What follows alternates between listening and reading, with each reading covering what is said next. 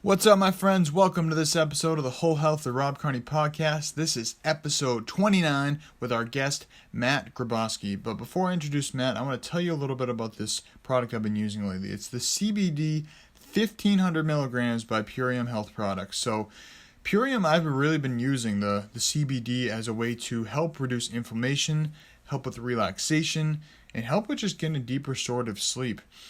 If you're like me or anyone right now, there's a lot of transition going on in the world right now, and it can be very stressful, even for those of us who can be very grounded and mindful of what's going on. So I've been really using the CBD a lot more lately as a way to, as I said, ground myself, relax myself, help with inflammation, help with improving my sleep.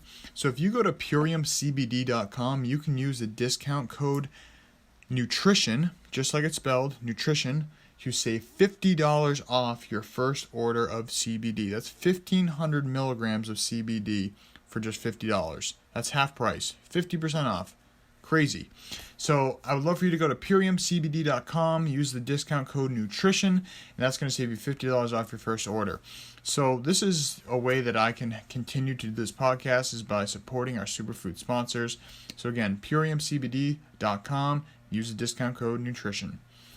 And so Matt Grebosky is a certified Czech holistic health practitioner who uses a blend of corrective exercise, strength and conditioning, ancestral nutrition, stress reduction, and an integrative approach to behavioral change to promote total body health from the inside out.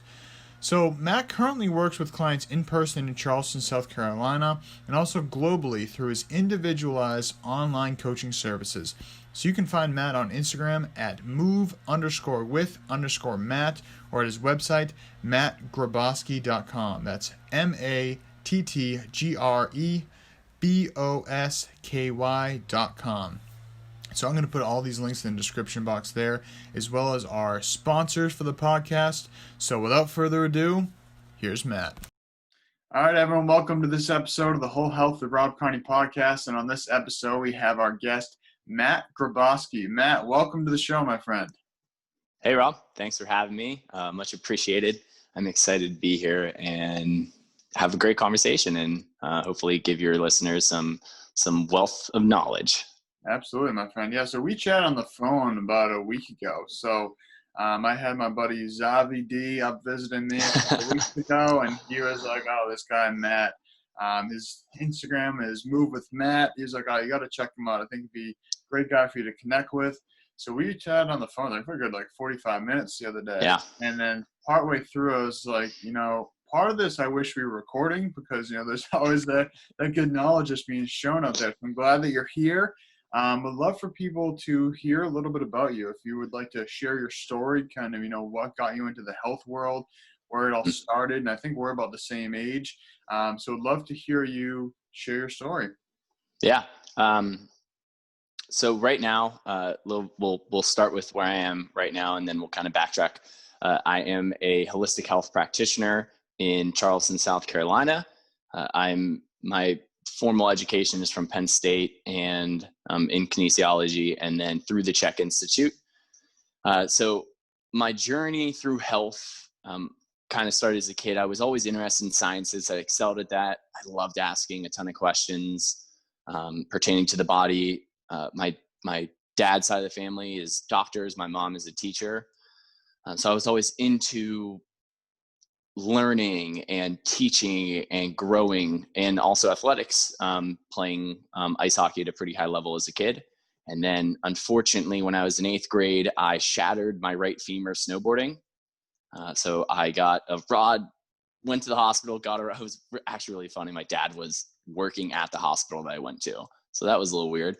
Got a rod put through my leg and was in a wheelchair, in crutches for a while. And it was weird looking back, but I only went to one rehab session, which it wasn't in my mind, and I don't know what happened, but rehab just wasn't something I did. When I kind of got off the crutches, I did a little bit of rehab. I went to a performance gym. That was where my older brother was going, and where so I was born in Pittsburgh, where some of the Steelers and the Pirates and even the Penguins were training, a few of them. And I kind of got a little bit of rehab there, but that really started my journey into performance conditioning and the science of exercise training. Then in high school, I got really interested in anatomy and physiology, which then put me into Penn State. I went in as an undecided, and I was like thinking about doing, I think, like biochemical engineering, just because I like science. And I was like, yo, I don't know what I want, and that sounds pretty cool. And engineers make a lot of money, so that's a good thing to start as. And I went to my advisor. She's like, oh, well, what are you interested in? I'm like, man, I really like exercise, and I like the science of it. I don't want to be like a personal trainer.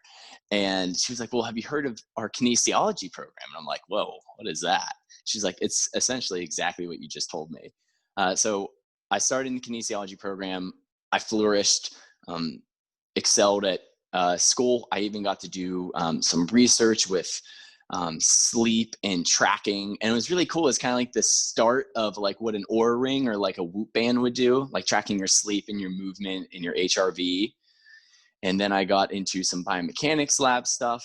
I actually had the opportunity to teach physiology labs and teach anatomy labs. And throughout college, I worked for chiropractors. And then after school, after debating between a lot of different fields I wanted to go into, whether it was teaching and research and medical school, I decided to move down to Marietta, Georgia to go to Life University Chiropractic School and go into applied kinesiology, which is a little bit of an advanced training in a chiropractic school. And once I got down there and saw what the university was like and saw the exact curriculum, I wasn't 100% gung-ho about it. And I was like, let's just put this off for a quarter and let's just reframe myself. And I was transitioning out of college life, out of this weird area where everyone around you is like in the same thing. Now I'm in Marietta, Georgia. I don't know many people. I'm changing all my, my thoughts around like what I want to do in my mission and what my goals are. And I found Paul Chek through the Mind Pump Media podcast. And he was just such a high regarded person. I was like, man, I got to dive into this. And then I found out he was opening the Chek Academy, which started that year, which was late 2018. And it was essentially a 3 or 4 year program around corrective exercise, holistic lifestyle coaching, nutrition coaching, hydration. I was like, man, this sounds like what I want to do, because chiropractic is so passive in a sense. Whereas I wanted to do more active stuff. I wanted to be someone's coach. I wanted to do exercise with them because I thought that was the most potent form of therapy and of coaching that you can do related to the physical body. So I enrolled in that in the Chek Institute, and I started working as a personal trainer. Had some really nice mentors, and 2 years later, I moved to Charleston, South Carolina. I'm working as a holistic health practitioner, kind of like a personal trainer, but focusing a little bit more on the mental, emotional, and nutritional aspects of holistic health.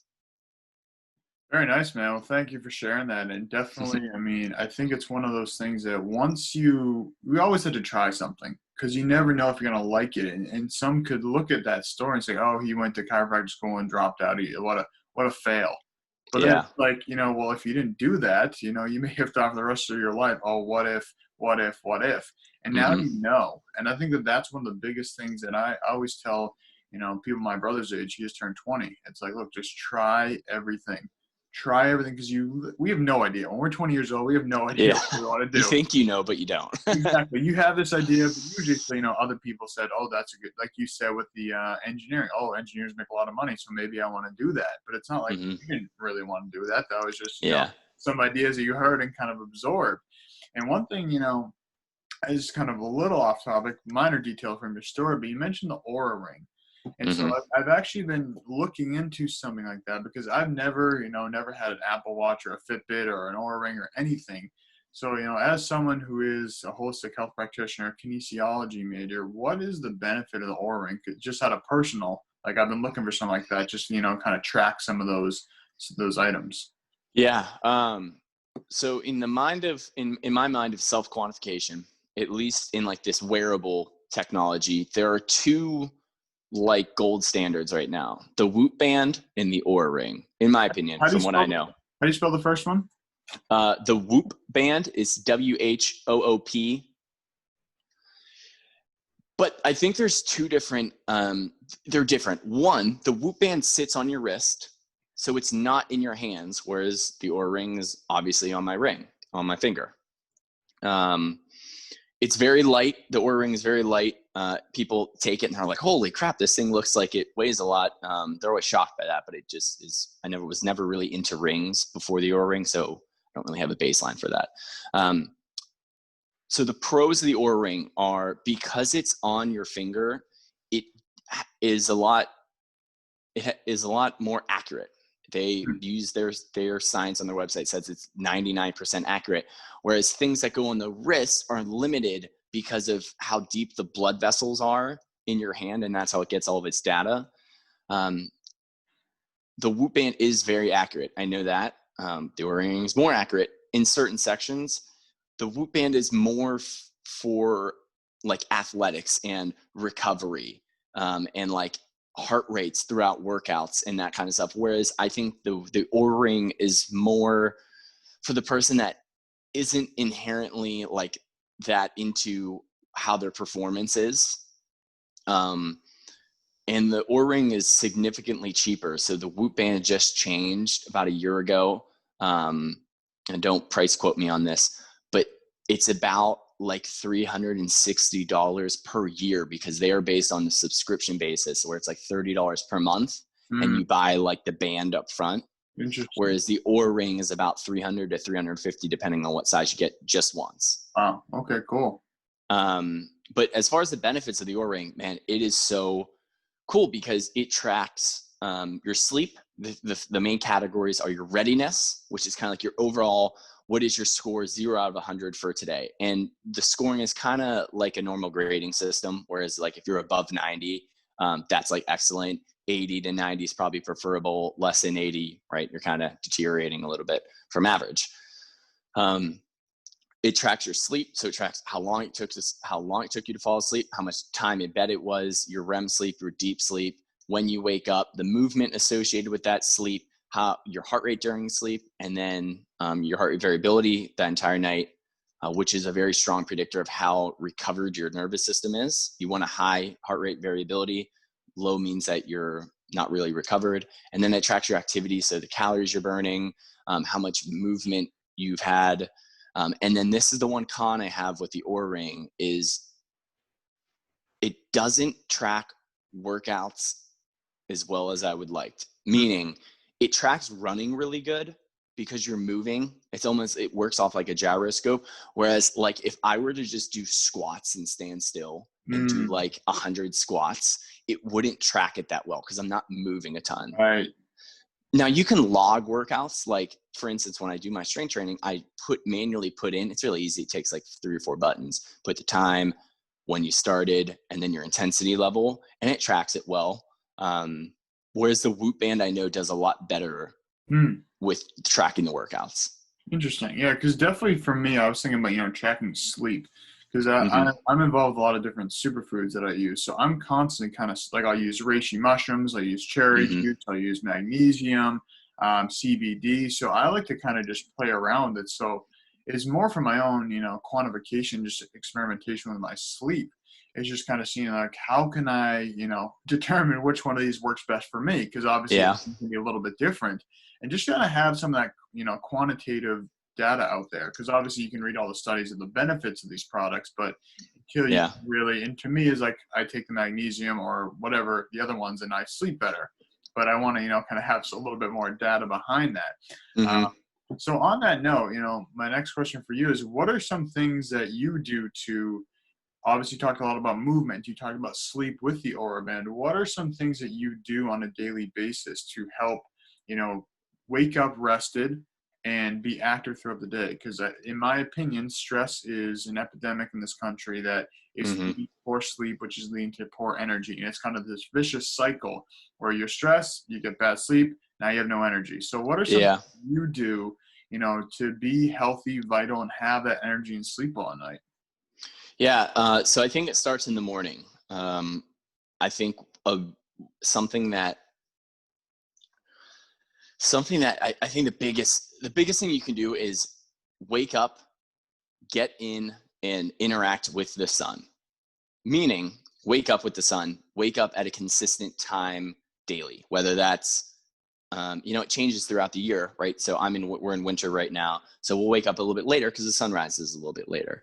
And getting in some sunlight in the morning into those eyes on your skin will wake up your body and say, it sends a very potent signal because our eyes are directly related to our nervous system. Hey, it's time to wake up, and it will reset your melatonin, your cortisol will spike, and you'll be ready to do all the stuff for the day. But it also sets you up for success later in the evening when you're trying to fall asleep and your melatonin has been reset and is ready to kind of start up to release and to get better sleep. So getting up and getting in some sun in the morning Yeah, is I got definitely a a big one. quick question on that. So obviously, as you said, cortisol is typically higher. It's spiking in the morning, which, Mm-hmm.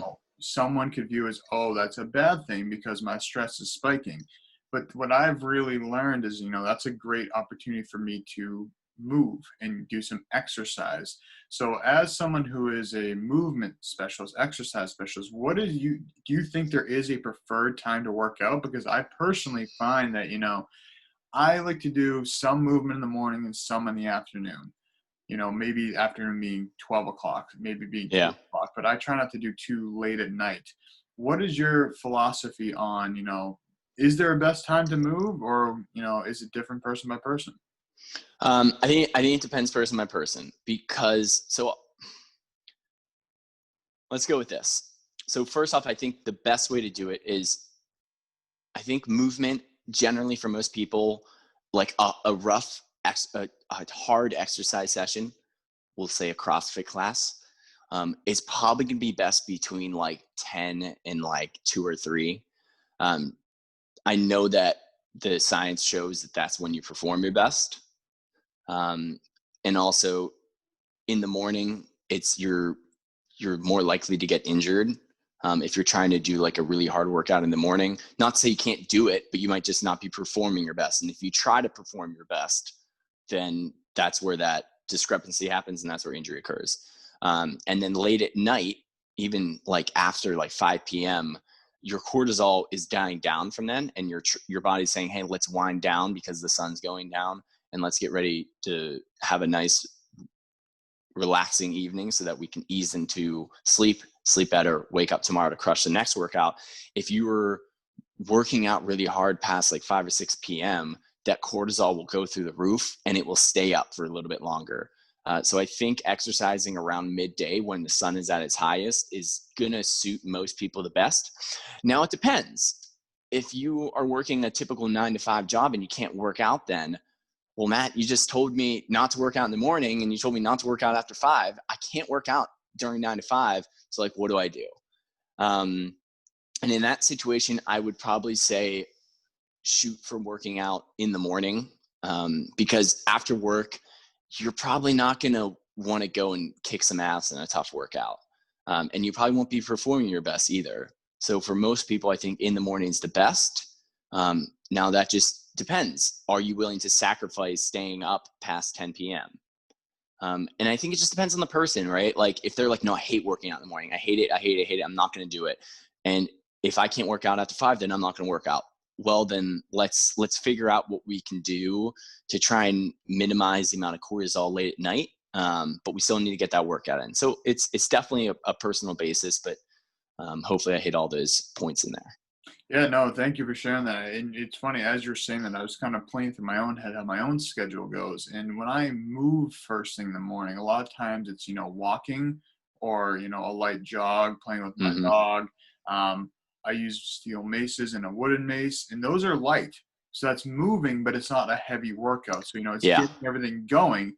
So now that you're saying that, it's like, and then I'm recognizing, yeah, then usually right around kind of like that, as I said, like that 12 to 2 period is kind of when I'm doing more of my exercise. So it is funny that you said that, because I guess, I've probably heard the studies that you shared in the past, but kind of intuitively, now that I'm able to work on my own schedule, it's kind of what I've naturally fallen into. So it's Yeah. cool to hear that that's, what people are saying is working. So it's kind of cool to hear that. So my question for you now is, you said, someone working a 9 to 5, that can be a tough go for, exercise.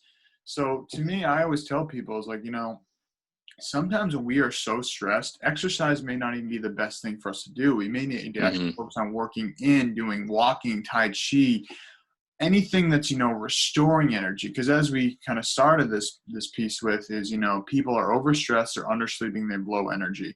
And a lot of these people working these 9 to 5 jobs are sitting all day, consuming a lot of stimulants to keep themselves going.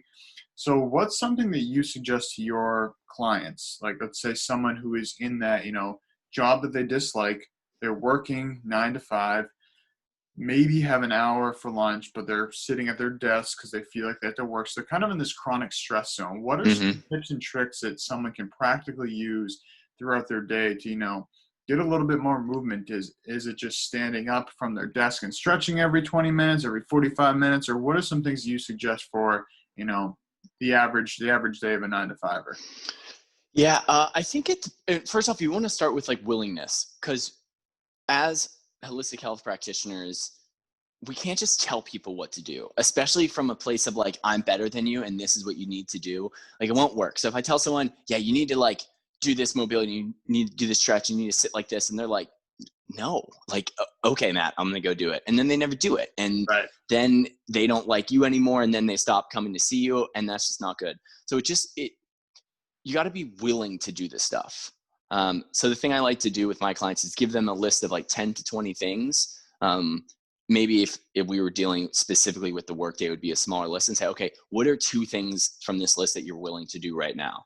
And try and get that into the next week. And then once that becomes a habit, let's add on some more stuff. And then they get confident, say, okay, I can do this. Like, I changed my desk setup a little bit, and, I'm doing this stretch like 3 or 4 times a day. Like, maybe I'm ready for another stretch, and we'll kind of flip that. So doing things, one, that you're willing to do and that aren't just going to be like a quick little fuse. So like you do it for a week, then you're like, man, that was way too tough. Like, I don't want to do that anymore. But a big thing, I think, is different positions during a workday. So I'm going to speak in terms of someone that's sitting at a computer or sitting at a table for most days, because I think that applies for most people. Or if you're sitting in a car a day, like I have a friend that does Grubhub a lot, and I'm like, man, dude, that's got to be tough. And I help them out and give them some stuff to do. But I think just finding quick mobility drills that you can do in like 30 seconds, or breathing, and switching positions throughout the day. So like, people are like, oh, I got a standing desk. And I'm like, man, but like, are you standing all day? And they're like, yeah, isn't that supposed to be good? I'm like, it might be a little bit better than sitting all day, but it's not great. You want to be changing your positions. So something that I like to do is, on my desk, I have kind of like a standing setup that I can put onto my normal sitting desk. But I also have like, I use a yoga mat sometimes, or a pillow, and I'll kind of kneel sometimes. And I'll kneel, and I'll sit on both knees, and I'll kind of do like a lunge hip flexor stretch. And then I'll get back up on my ball, and then I'll stand sometimes. And I frequently change positions, and being okay with changing those positions and sacrificing that 10-second transition and making it so that it doesn't have to be detrimental to your day, I think is one of the best things you can do, because you're moving, you're changing positions, you're not letting your muscles get short and tight. And we're pumping the body as we're getting up and down, and doing little bits of exercise, I think is one of the main things I would suggest to people. Yeah, I love it. And even too is something that I try to do is, even just having this chair that I'm sitting in now. So this is like a gaming chair. Yeah. So one thing that one of my team members in my superfoods business said is like, look, if you want to figure out how to optimize your sitting desk, look at what gamers do, because gamers sit for so long. They have the best gear. So like, this chair cost me a few $100, but it's so much better than the chair I had before that I got on Craigslist for $10. Like, that thing was constantly hurting my back. And like, right now I have my feet up. And like you said, I'm switching positions. So while I'm sitting in the same chair, because maybe someone doesn't have a medicine ball at work, they don't have that luxury, but like you said, just simple switching up positions, maybe going from sitting to standing, maybe changing your sitting position. That can make a Mhm. huge difference. And then one thing you mentioned in there briefly was breathing. And you kind of touched on that briefly, but I think that's a major piece that Yeah. people can really utilize at their desk while they're working. Because as we're getting stressed, we're stifling our breath, we're tightening ourselves up, we're hunching forward, we're getting into this, very locked up position. So if we can just, relax our shoulders, even relaxing our neck and our face. Like I find myself, Yeah. like, I'm hunching forward to get closer to the screen. So it's like very consciously bringing the neck back and then breathing. And that's something you said too, is like if you can sacrifice, not even sacrifice, if you can create 10 seconds to just breathe, Hmm. that can be a huge difference. And I think it's so underlooked. And, at the top of the check totem pole is breathing. Yeah. And something that I like to tell people with breathing is like setting maybe a reminder. And again, it's the willingness thing. Okay, are you willing to do every 3 hours we can do a breath? Oh, I can definitely do that. Okay, well, let's try it. Okay, 2 days later, did you do that? Oh yeah, that was really easy. I only did it like twice or 3 times. Can I do more? It's like, yeah, well, why don't we do every 2 hours? No, I want to do every hour. Oh, all right, we'll see. Man, and then comes the next couple of days, man, I didn't like doing every hour. Okay, well, let's push back a little bit. But just simply, and like it kind of gets into working in. So if you can imagine this like rounded forward position. So this is your breathing out. And then as you sit up, pull the shoulders back, inhale, I like to open up my hands so my thumbs go out and then point backward. And then exhale and round forward into that bad posture. And just like doing that, kind of that like work in where the closed down fetal position is the exhale, right? And then the inhale is on that extended big chest, open palms, head looking up. Just doing that like 5 times throughout the day is an easy way to relax the neck, get the shoulders moving. And it's just like a simple little work in exercise that will help the diaphragm, if you're breathing correctly, expanding that belly in the first 2/3 of your inhale, pump the digestive system, get the heart, mobilize the neck, mobilize the spine, and that will set you up for success for sure. Absolutely, man. I love it. Now I want to switch gears a little bit, and I want to, Mm-hmm. do a little rapid fire questioning. So these are going to be completely random questions. Let's do it. Whatever pops in my head. I always like to do this from time to time and just see what comes out. So, all right, let's see. First question: favorite color? Probably blue or teal. Blue, teal, okay. Favorite animal? Oh, orca for sure. I'm so happy that you asked that. All right, let's dive into that real quick before we go. We'll do rapid right. questions after this. Why an orca? Okay. Are you familiar with orcas at all? Yes. I mean, okay. Not an expert. So they're killer whales, right? Shamu. I love orcas because porpoises, like dolphins and like manatees, are so freaking smart. And they hunt in packs. And if you've ever seen, like, if you don't know what I'm talking about, go on YouTube and type in like orcas hunting. Man, they kill great white sharks. They kill seals. And like, maybe you're not, I like watching like nature videos where animals are trying to survive and they hunt and stuff like that because it's cool. I think it's biodiversity and I'm into that stuff. But I also think that they're the apex predators of the sea. They are the humans of the sea. They are so smart. And something that I also think is really cool is the males, when a mom has a male, they never leave the mom's side. So they will stay with the mom until the mom dies. And it's just cool, like their relationships that they have, and they travel really far, and there's different packs of them and they look different. Is that a protection thing? Is that the son is staying with the mom as a protection? You mean the son protecting the mom or the mom protecting the son? Son protecting the mom. No, I think the females are bigger. Interesting. I might be wrong. Cool. I could be wrong, honestly. But I mean, right when it's born, I know the mom is a lot bigger than the. But I mean, dude, they'll kill humpback whales. I mean, I saw a video the other day of like a pack of orcas attacking a baby humpback whale, and like while it's by its mom, and the mom's trying to protect it, and they're smaller, but they're so smart in their communications. And a really cool video you can see is if they'll hunt seals that are on ice blocks.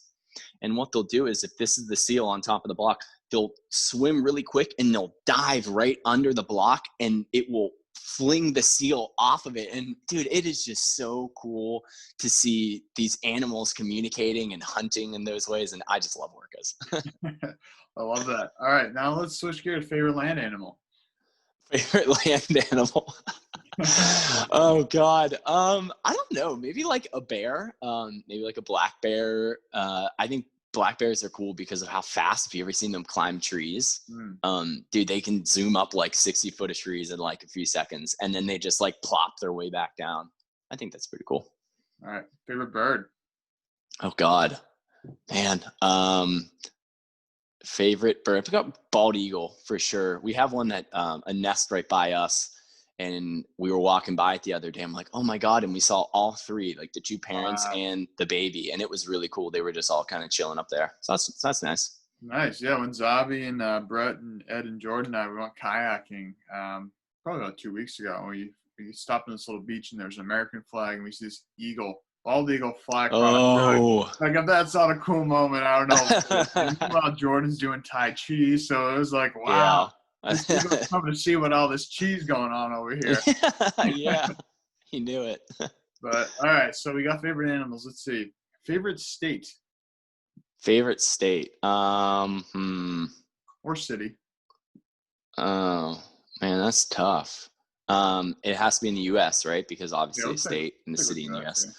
Man, I'll just go with Pittsburgh. That's where I was born and raised, and I like Pittsburgh because it's like an island. My friends and I always get in this conversation, like, is it Midwest? Is it Northeast? And I think that is its own little island because it's not Midwest. It's not like in the Great Lakes area. It's not in the Northeast. It's not like in that metropolitan Northeast area. It's its own little area in the middle of Pennsylvania in the Ohio River Valley. So let's go with the Berg. Cool. Let's see. Favorite country outside the U.S.?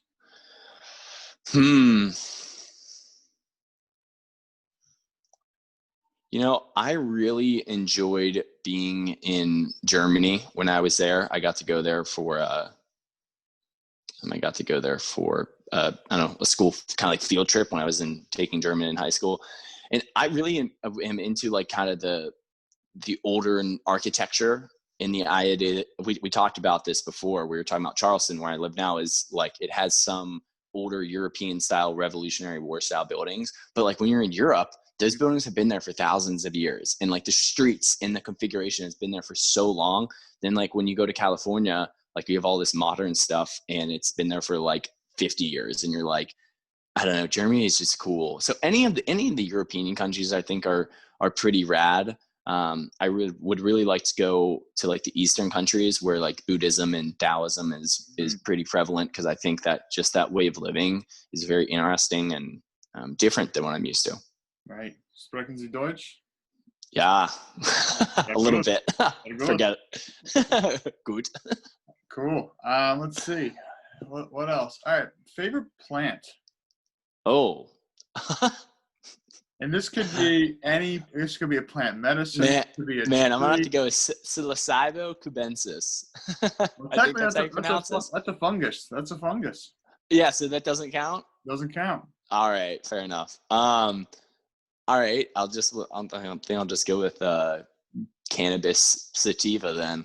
Cool. I think that would be its name. I've smoked weed for decently long. Kind of just an off topic, kind of random. But when I was younger, I hung out with people that smoked weed, and I didn't. And I don't know. It wasn't like I didn't like them, or and it was funny. I listened to Chris Webby, who was really into smoking, and all the rappers were talking about it. And it's just like, I played hockey at the time, and it just like wasn't my personality. Like I wasn't someone who smoked weed, but I hung out with people who did. And I had them over my house, and like they'd go smoke, and I'd be like, yeah, I'll cover for you. Like, cool. And they'd come back and they'd be all giggling and stuff. And I'd be like, look at these weirdos. Yeah. And then I took it up like 2 years later, and dude, like, I like it. I use it a lot for my movement practice. I really enjoy playing ice hockey and playing tennis. I after smoking a little bit, being out in the sun, and it helps me tune into my body and the rhythms. And the rope rolling is really cool on some cannabis too. So favorite plant. There we go. I think it helps get in that flow state. I think that's definitely something. And obviously, we got to find the right balance there, because otherwise you can go beyond the flow state where you're way beyond flow state. You're just torched. But yeah, no, I was doing with same group, Ed, Jordan, Zavi, and Brett, and Jordan broke up the slack line. I'd never done slack line before. It's freaking tough, isn't it? It was tough, but I was able to zone in. And, we were smoking a little bit, and not to say that's the reason why. I have pretty good balance as it is, but it was one of those things that I felt like I could just kind of tap into it. By the end, I was able to go like halfway across without it. First, we start with a stick to have a third point of balance to go. It definitely helps to get in that flow state. Was your feet like whenever I've done slackline, I haven't done it in a while, but like as soon as I get on it, I can stay on it, but it's like boo, like my foot just it oscillates so quick, and it was just I've never been able to get past that state. Yeah, it was definitely like the beginning was exactly that, and I found it was like if I could settle into that, I could kind of let that once it stopped. And sometimes I even had to put my hand down to stop it, but it was like. Yeah, by the end I could take a few steps, and it's pretty fun. I think I'm gonna get one. I'm pretty sure. Like it was a fun little tool to play around with, and mind-body integration there. Cool. All right, favorite sport? Ice hockey for sure. I saw that one coming. Favorite sports team? Sports team, Pittsburgh Penguins. Okay. Let's see. Favorite drink besides water? Oh man, I'd probably have to go with like, I don't know, just a good bulletproof style coffee. Right now I get Thrive Market coffee, organic, non-GMO, mold tested. Blend that up, French press it, a little bit of butter, right now I'm doing chaga and some cordyceps and reishi. Nice. And Ceylon cinnamon, blend that up, and that's usually my morning brew. That gets me through to like 1 or 2 p.m. Nice. I dig it. And I just love the taste too. Man, coffee tastes amazing. It does. It's funny. I never got into coffee until about a year and a half ago. It was actually, so I used to work with this company, and we did food inflammation testing. So it was a blood test, and, you test your blood against the proteins of 133 different foods, and you can see the reaction on a scale of 0 to 5. And so, coffee was one of those things that was a bright red 5. But that being said, that was me trying Dunkin' Donuts, Starbucks, like these shitty non-organic coffees. Yeah. That, once I switched to an organic one, I tried organic coffee the first time, probably like a year and a half, 2 years ago. And I was like, whoa, I actually feel good, not having headaches and stomach aches. So, and part of that too is like, now I tend to wonder, maybe my body has, kind of worked through that, because that was probably 5, 6, 7 years ago that I got that test done. Yeah, probably about 6, 7 years ago. Or it's just the pesticides in the non-organic coffee that are causing that reaction. And I have found a lot of foods, like cauliflower is another one, that I can't do non-organic cauliflower, but I can do okay with organic cauliflower. So it's interesting, some of these foods that, a lot of them are foods that are high in oxalates, foods that are nightshades I don't do well with, but when organic, I do better with them. So that was an interesting experiment. Yeah, that is interesting. But let's see. All right, favorite food we got. What favorite food?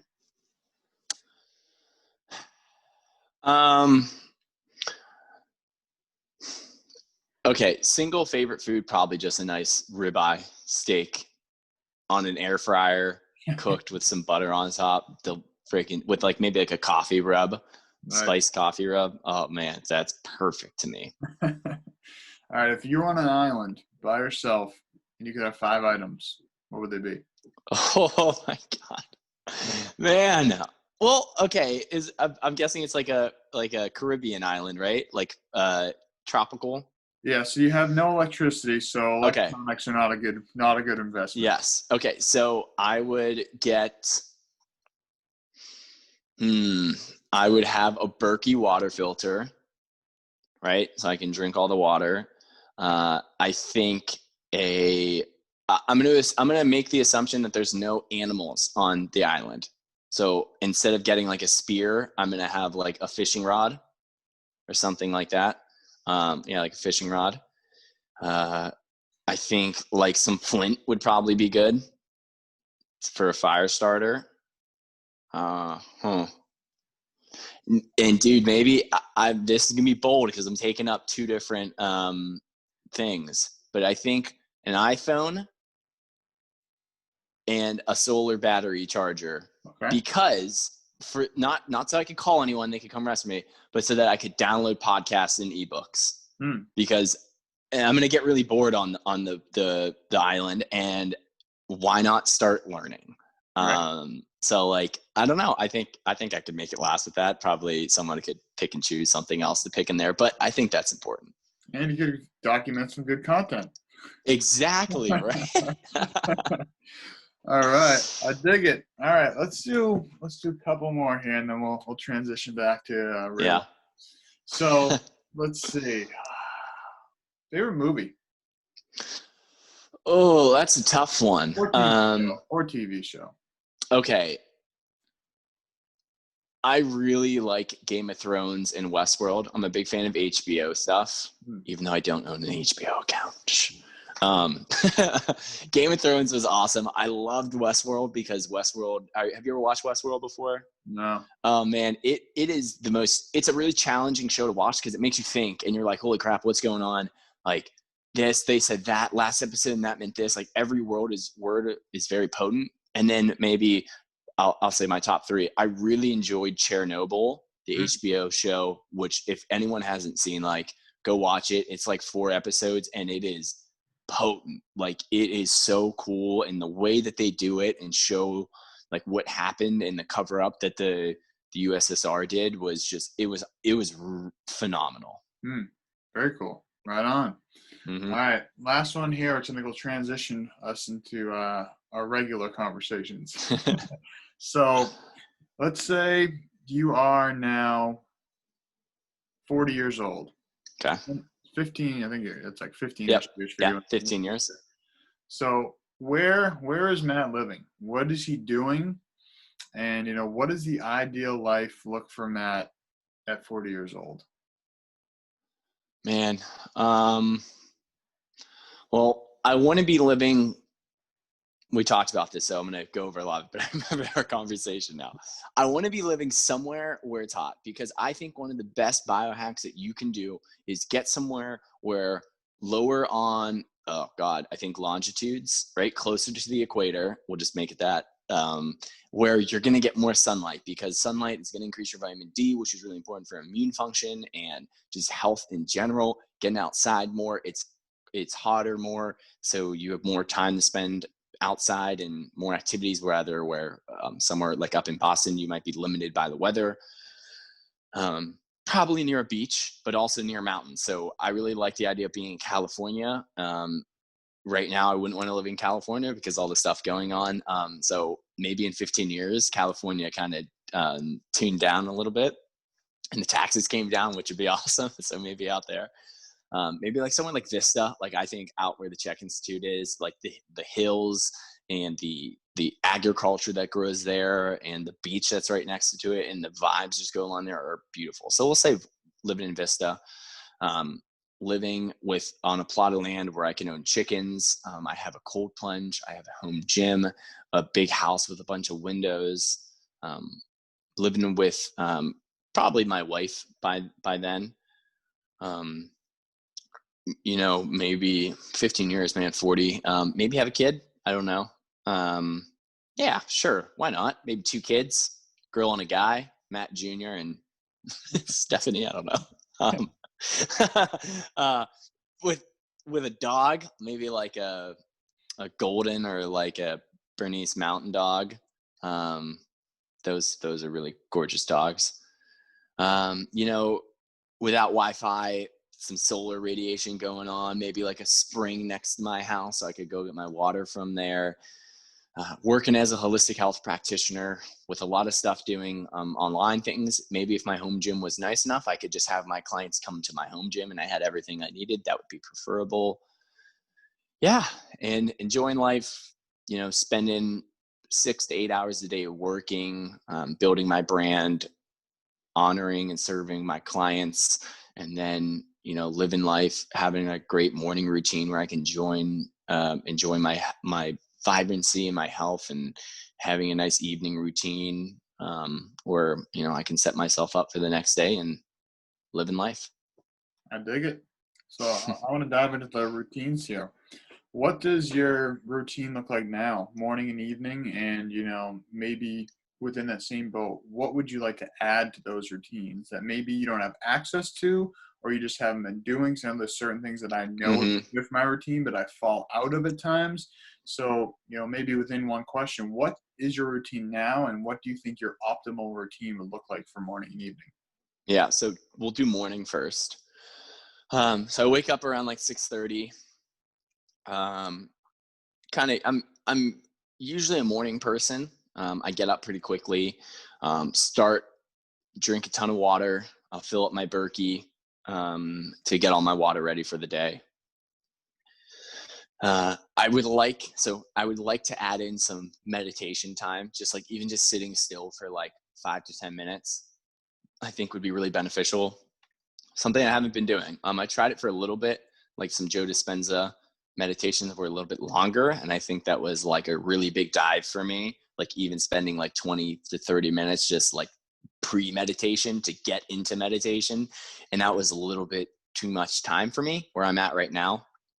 So I would like to do more of that, and maybe some Tai Chi. I do it every once in a while, but I would like to do more of that in the mornings. I make some coffee, and then like one of the non-negotiables is I read at least 10 pages from a book, every day.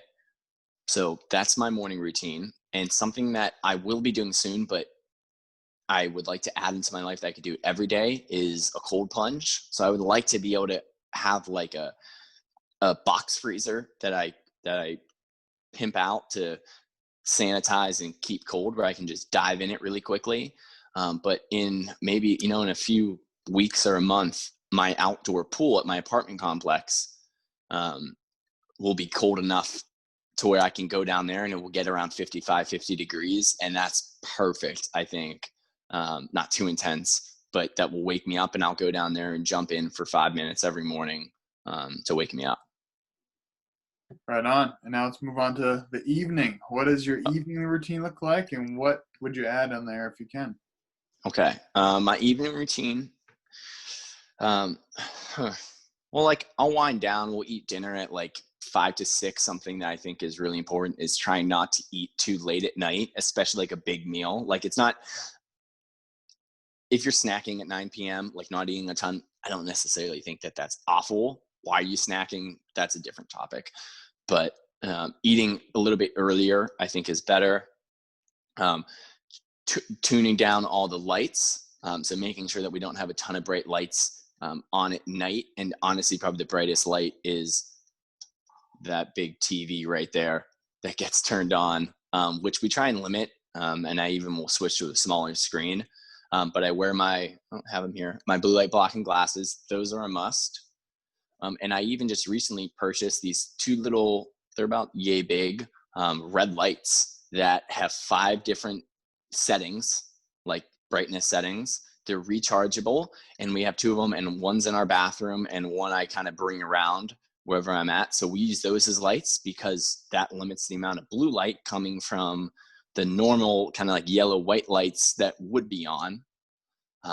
Which suppresses your melatonin. So we use those, and we keep the lights pretty dim, and we bring them around with us if we want to read, or we keep them in the bedroom if we're hanging out in there. And then something that I really enjoy, my girlfriend Shannon and I, we play card games at night. So our two right now are Monopoly Deal, which is a fantastic game. It only takes like 10 to 15 minutes, really fun. And then we just got a game called Phase 10. So we'll typically play games at night, which winds us down. And then sometimes she'll read. I can fall asleep really quickly, at night. So she likes to wind down with books. I get in bed and I fall right asleep.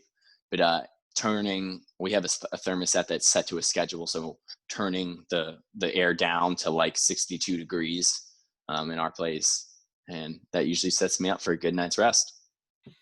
Awesome, my friend. I love that. And, let me just wrap up here with asking you, what would you say to someone who is looking to get healthy? They're, kind of in this, like we talked about earlier, they're feeling a little stressed. They're not sleeping well. They have pretty low energy. They're working a job that maybe they don't love. Maybe they don't hate it, but, it's a Mhm. lot of energy for them. What is, 1 to 3 things that they can do right now, that doesn't take much time, maybe a few minutes or just a simple addition or a simple subtraction for their life that can make a huge difference? Yeah. Okay, I'll take the shortcut. Well, it depends. I'll go back to this. It's what are you willing to do? For some people, like starting workout routine is something they really want. Now they don't do it, and it takes a lot of time, but they're really willing to do it. So whereas for some people, they're like, man, you want me to work out for 30 minutes? I'm already so struck for time. Like I'm not gonna be able to do it. So it depends.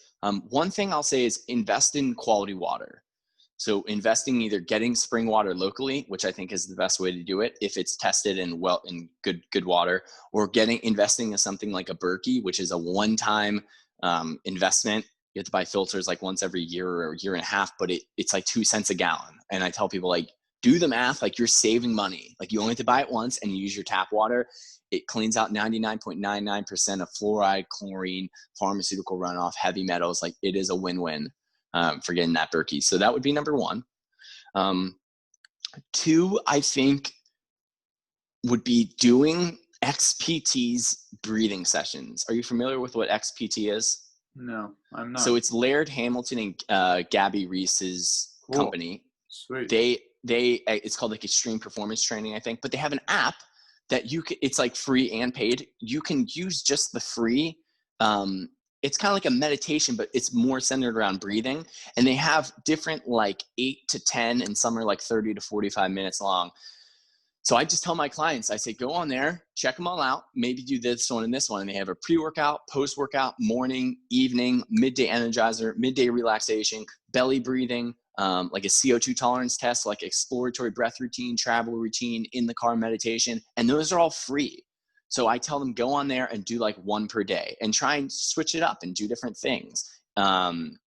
So getting that good, proper breathing. And that's a really simple way to say, like, instead of doing this, this, and this, and watch this video and learn how to do this, just put the freaking things in your ear and listen to what he says for 8 minutes. So that's number two. And then number three, I would say is, man, I really think optimizing your circadian rhythm is very important. And I think the two most important things with that are the blue light and like evening stimulants. And then also like getting sunlight early in the morning and in decent amounts. I love that. I love all of those. And I think that, water and breathing, I think if anyone just does, breathes a little bit more consciously and improves quality of their water, even today, I just put on a shower filter on my parents here. I'm at my parents right now, and, I put on a shower filter at their place. And the difference in the softness of my hair just from one shower with a filter is crazy. Yeah. I can't even get over the fact that it's like, wow, my hair was kind of feeling like a little nasty. And I've never had long hair. I've always had like a buzzed head. So to me, it's like I'm kind of learning this whole hair thing as I go. But doing one shower with a shower filter, all of a sudden it's like, wow, that makes a difference. And so with the spring water, like you said, consuming that. So I always like to experiment. I like to make sure it's not a placebo. So I was taking what is deemed the best spring water in the Massachusetts area that I live. And then I tried a different one that was a little bit closer because that one's like a 45-minute drive for me. So it's a hike to get there. But, I bring like 13 gallons with me so I can go every, week and a half, 2 weeks, depending on how much I'm drinking. And then I tried one of those closer. It's 10 minutes away, but, I tried it for 3 weeks. And something about me just didn't feel great.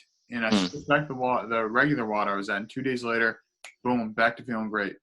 Interesting. So even that's even better than tap water. Like I'm sure the second spring wasn't as good, but still better than tap water. So to me is thinking like the fact that a lot of people are still drinking tap water scares me, first of all. It does, man. Really, it's crazy, isn't it? It is. And like you said, like yeah, people's like, oh, fluoride. Some people like don't think fluoride's that big a deal. Okay. Chlorine, I people don't think chloride's that big a deal. Okay.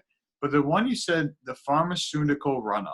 Yeah. We have pharmaceutical drugs in our tap water. Yeah. That's if you don't care about chlorine or fluoride, you still think that may be good for you. Okay, that's your opinion.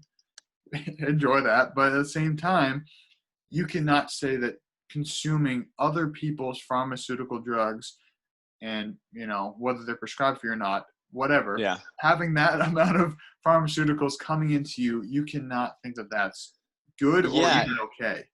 And I think what I tell people is, one, I'm sure you're not wrong. It is from people's, and maybe I could be wrong too, but I believe the majority of it comes from animals. So when we put antibiotics and all the pharmaceuticals in animals, and they're shitting and pissing on the ground, and then it gets into the water table because animals poop and pee on the ground a lot more than we do.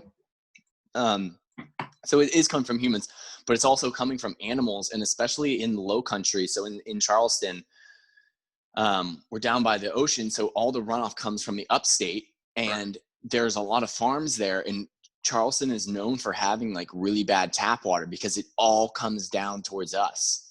And yeah, dude, like it's crazy that one of the hardest things to find is like clean water. Right. And you can buy gasoline for cheaper than a gallon of gasoline for cheaper than like good spring artisanal water, like in the stores. And that's absurd, but it's the world we live in. Get a Berkey. Yeah. Find a spring.com, get a Berkey filter, get something that, is going to improve the quality of our water. And I think the easiest analogy I can use is that, it's estimated that we're like 2/3 water. I would even argue that we're more because, we're 2/3 water, but our brain is like, I think it's like 90% water. So by weight, we're like 66, right? 70% water, but by number of molecules, it's almost 98%. Right. Thank you. That's the number I was looking for. So it's just by that alone. And let's just say, let's stick with the 2/3 just for, that's the number that most people know. So if we're 2/3 water, forget about, we're actually like 98% water, but 2/3 water. Don't we think that optimizing that is going to make a significant impact? Right. So to me, it's like, even just knowing, like, that's something we learn in like grade school. It's like, oh, like our body's like 2/3 water. It's like, okay, so shouldn't that tell us that we should be consuming the highest quality water, maybe even over quality of food? Maybe that's a bold statement, but maybe. So that being said, I love that you said, let's optimize the water, let's optimize our breathing, and let's optimize our routines and our circadian rhythm. Because that is basically what you said there, is getting back to our natural roots. And that's kind of the theme that I draw from all three of those, is that if we're improving the quality of our water, that's basically improving our whole system. We're improving the quality of our breath. So many of us, like we said, we're stressed, and that when I find myself stressed, I'm not an anxious person by any means, but anytime I find myself, having a sense of anxiety, it's usually because of two reasons. One, I'm being shallow in my breathing, and usually that's because, maybe I ate something that's inflammatory, so my sinus is a little congested, so it's a little bit more work to breathe, or I haven't moved enough. And so that's also, when we're moving, we're breathing more. So generally speaking, I find the only times I ever feel anxious when I'm not breathing enough. And I think anxiety and stress are such a big issue nowadays, or a big challenge nowadays, that just a little bit more conscious breathing can make a huge difference. And then as it relates to the circadian rhythm, we have people that go to bed at 4 a.m. or 5 a.m. after partying all night. Then they get up at noon, and it's like, that's basically the opposite of what nature intended right there. So just kind of going back to nature. And that's one thing that, as much as I can resist the cold of winters here in Boston at times, it's always a great reminder to me that life comes in cycles. And it's the only constant is change. And we can resist the winter, we can fight it. But the past few years, where I've learned to embrace it, it actually hasn't been that bad. And it's a good way to practice cold exposure, like you were talking about. And my only qualm is the lack of sun. So I've got a red light therapy, huge brick coming my way this week. There you go. Experiment That's with awesome. that this winter. But yeah, I do really appreciate all the cool stuff you said. I'm definitely going to look into the Aura Ring.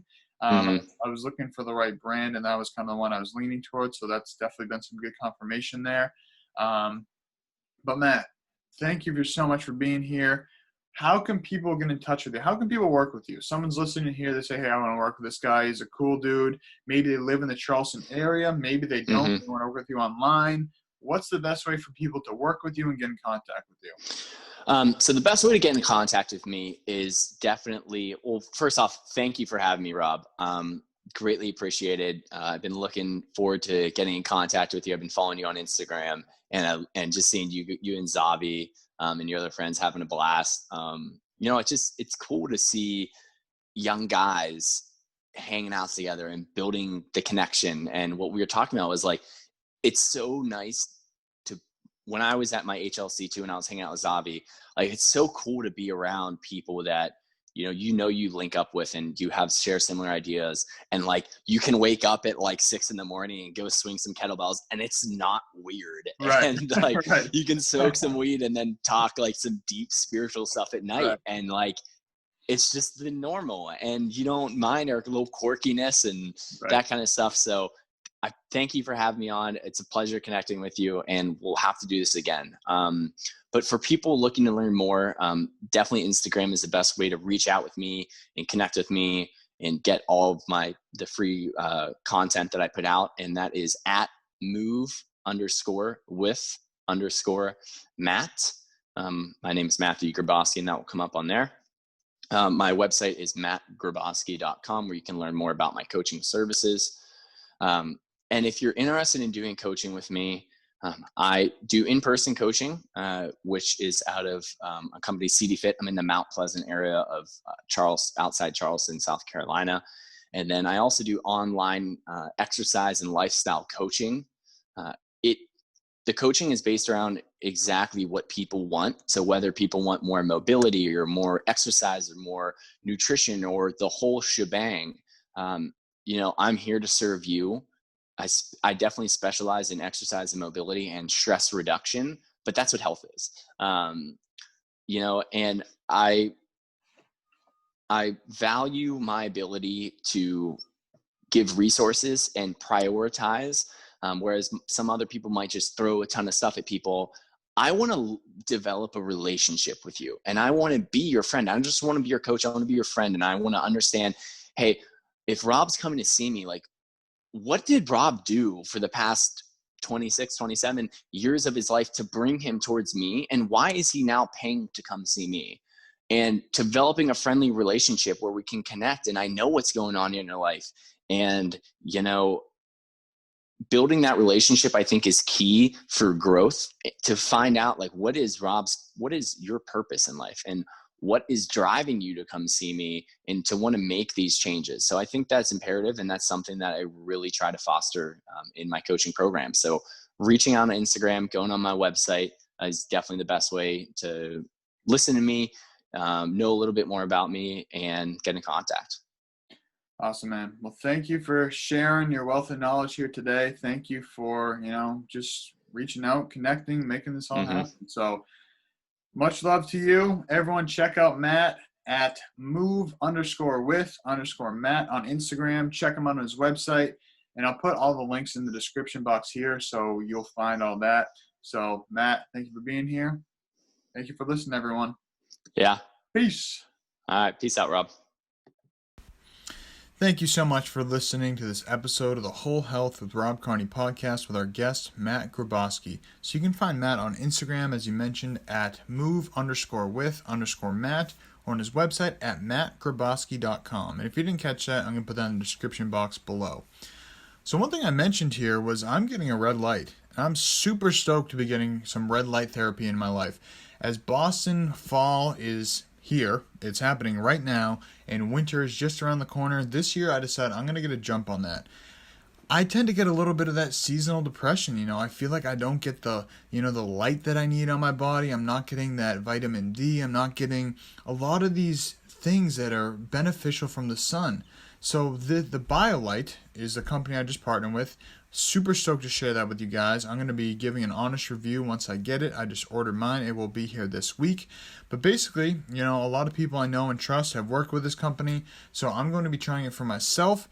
And in the meantime, I was given a discount code to share with my followers. So you can use the code wholehealth, and that will save you 10%. That's wholehealth, all one word. It'll save you 10% on your BioLite red light therapy. So if you go to biolite.shop, you can find yours there. So I'm super excited about this. As I said, this is something new to me. I've heard so many people talk about the great benefits of red light therapy. It's something I've kind of dabbled in and done some research in, and this seems to be the key. Something that can really help me get through these New England winters. So I just went ahead and ordered the recharge option, which comes with a nice stand. I'm going to use it while I'm working, use it before and after an ice bath. Whatever you're doing, it's going to help in the winter. I'm super stoked to share my journey with that with you. And then also, this is brought to you by our superfood sponsors, Purium Health Products, Mushroom Revival, and the new Bioptimizers. I also recently partnered with Bioptimizers as a way to give more value to you listeners, you my friends. I'm so excited for you to try their magnesium. So my buddy Brett and Zavi, they were visiting me for about 10 days. And so Brett was working with Bioptimizers. He had this magnesium. And, I'm someone that eats healthy. I take care of myself.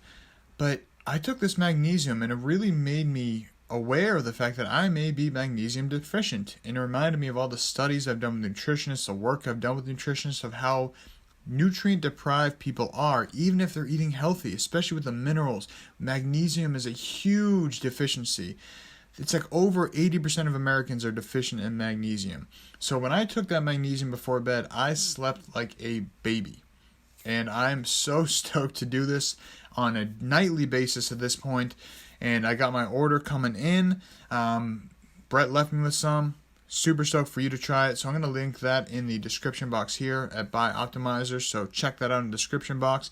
And then we have Purium Health Products. So Purium is the one that, if you've been listening to me for any length of time, that's the basis. That's really what it all stems from. That's where you're going to get your green juices, your amino acids, your protein, your fruits. From like the bio fruit, we have the apothic cherry, great for antioxidants, also great for sleep, inflammation.